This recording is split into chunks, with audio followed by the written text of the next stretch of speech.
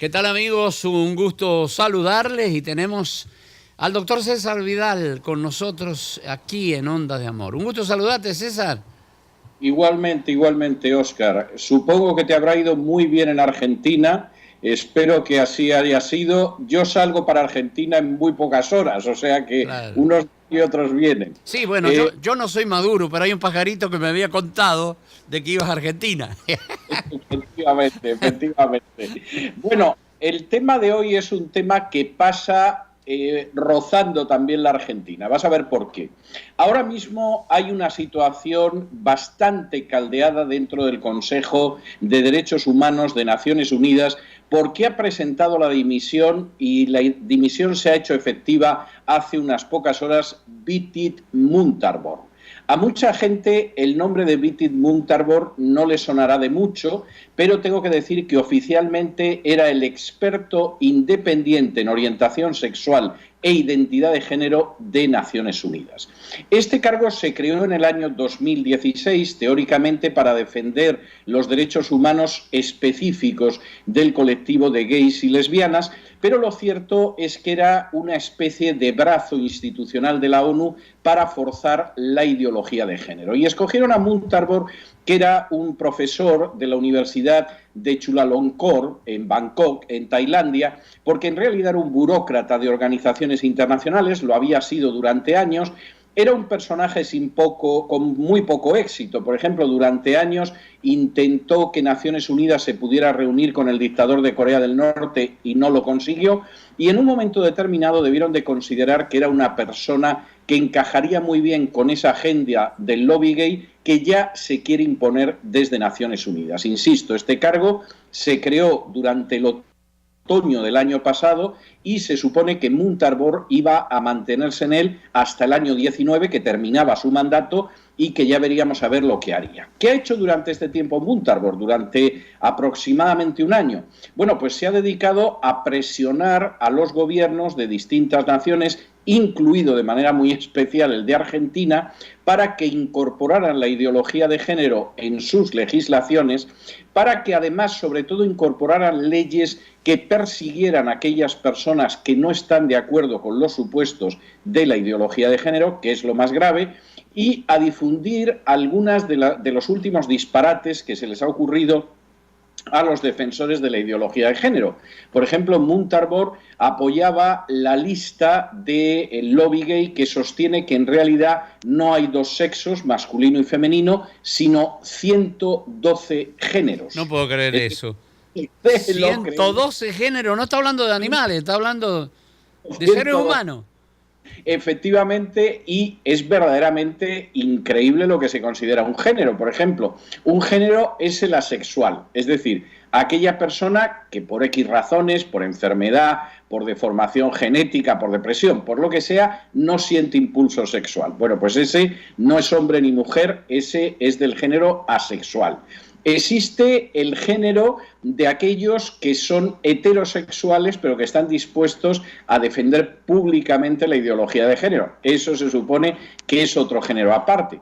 Existe, por supuesto, el género bisexual. Existen una serie de géneros distintos de lesbianas. Es algo verdaderamente notable como, aparte de la lesbiana, podríamos decir, clásica, es decir, la señora que mantiene relaciones sexuales con otra señora, pues lo que sucede es que además hay lesbianas que lo dicen más claramente, que no, etcétera, etcétera. Cada una es un género distinto.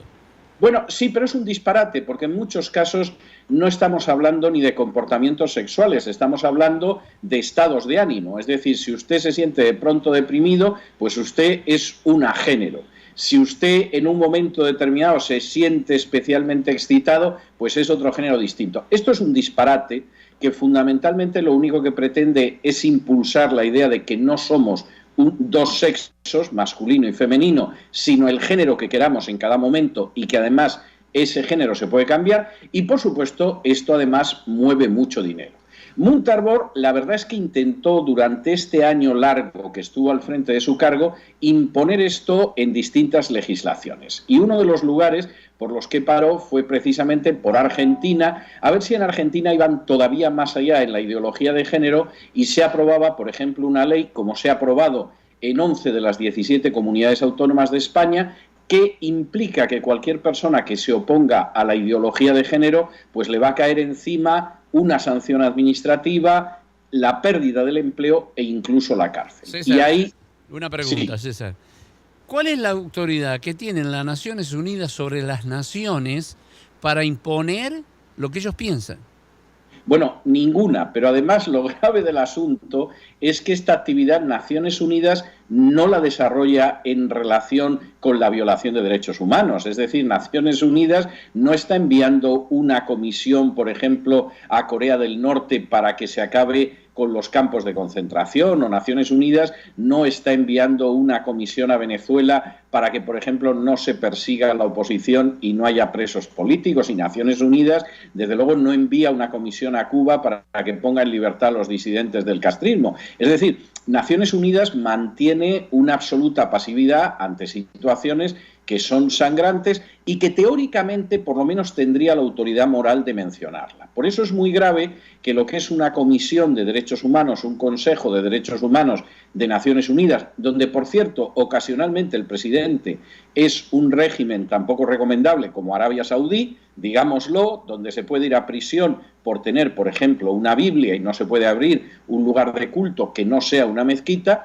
Bueno, pues eso nos dice mucho de lo que es el Consejo de Derechos Humanos y sobre todo cómo mantiene esta política. Y aquí hay una cuestión que a mí me parece enormemente grave. A mí me consta, porque he tenido ocasión de hablar de ello con presidentes del legislativo en repúblicas de Hispanoamérica, con senadores, con congresistas, con ministros, que la presión internacional de distintas organizaciones, pero entre ellas de Naciones Unidas, para que se incluya la ideología de género dentro de la legislación de esos países es verdaderamente asfixiante. Ahora, César, una pregunta. ¿No considerás personalmente que, bueno, para poder participar en esas reuniones hay mucho dinero que se gasta en hoteles, en pasajes, y son en primera que viajan, para poder decidir ese tipo de cosas? ¿No es una estupidez con los problemas que nombraste vos, por ejemplo, con Venezuela y con los distintos países que tenemos, Cuba y otros países,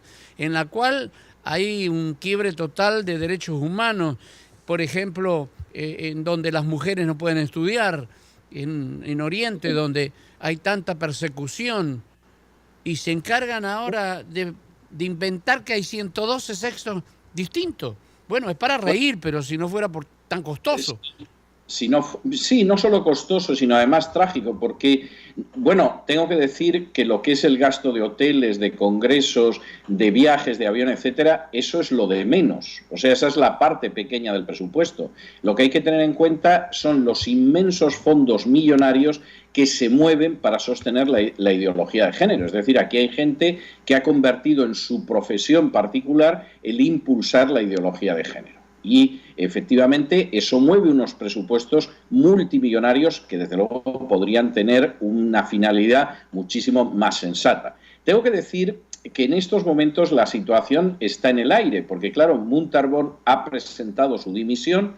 En la carta de dimisión él dice que es por problemas de salud, que él no se encuentra bien de salud, pero que hay además un miembro de su familia que no está bien de salud y lo va a tener que atender más. Ha dimitido con gran dolor, han admitido su dimisión y queda en el aire qué va a pasar.